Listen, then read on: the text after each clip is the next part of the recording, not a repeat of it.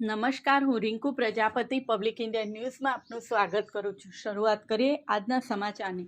ગામડીમાં પરિણીતાએ પુત્રનો શ્વાસ રૂંધી હત્યા કરી હોવાનું ખુલ્યું।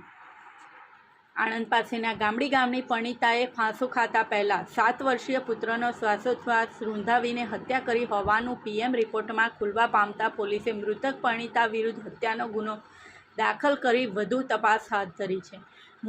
મૂળ મહારાષ્ટ્રના વતની અંસાર લતીફ શેખે વર્ષ 2015માં મહારાષ્ટ્રના કાટોલ જિલ્લાની કવિતા નામની હિન્દુ યુવતી સાથે પ્રેમ લગ્ન કર્યા હતા। પ્રેમ લગ્ન બાદ કવિતાએ મુસ્લિમ ધર્મ અંગીકાર કરી અનમ નામ ધારણ કર્યું હતું। છેલ્લા 10 વર્ષથી બંને આણંદ નજીક આવેલા ગામડી ગામની જૈતુન પાર્ક સોસાયટી ખાતે રહેતા હતા। અંસાર એક ખાનગી કંપનીમાં માર્કેટિંગનું કામ કરતો હતો। ગત તારીખ 26મીના રોજ તે કંપનીના કામકાજ અર્થે અજમેર ગયો હતો અને 27મી તારીખે સાંજના સુમારે અજમેરથી આણંદ આવવા નીકળ્યો હતો। રાત્રિના સુમારે તેણે પત્ની અનમ સાથે ફોન પર વાતચીત પણ કરી હતી। ત્યારબાદ સવારે અંસાર ઘરે આવતા તેણે પોતાના 7 વર્ષીય પુત્ર અઝાન એ પલંગ ઉપર મૃત હાલતમાં પડેલો હતો અને પત્ની પંખે લટકેલી હાલતમાં જોયા હતા। સ્થાનિકોએ 108ને જાણ કરતાં 108ની ટીમ પણ દોડી આવી હતી। જોકે માતા પુત્ર બંને મૃત્યુ પામ્યા હોવાનું જાહેર થયું હતું।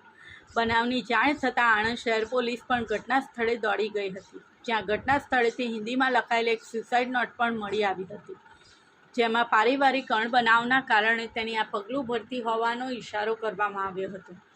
પોલીસે માતા પુત્ર બંનેના મૃતદેહનો કબજો મેળવી પોસ્ટમોર્ટમ અર્થે મોકલી આપ્યા હતા। જોકે પુત્ર અઝારના શરીર પર ઈજાના કોઈ ચિહ્નો ન મળતા તેનું મોત કયા કારણસર થયું છે તે જાણવા માટે કરમસદની હોસ્પિટલમાં પેનલ ડૉક્ટર દ્વારા પીએમ કરવામાં આવ્યું હતું, જ્યાં નાક દબાવવાના કારણે શ્વાસોચ્છ્વાસ રૂંધાઈ જવાથી તેનું મૃત્યુ નિપજ્યું હોવાનું ખુલવા પામ્યું હતું, જેથી પોલીસે અનમ શેખ વિરુદ્ધ હત્યાનો ગુનો નોંધ્યો હતો।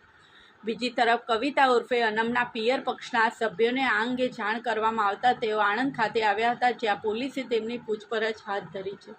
આ સાથે આજના સમાચારને અહીં સમાપ્ત કરીએ છીએ।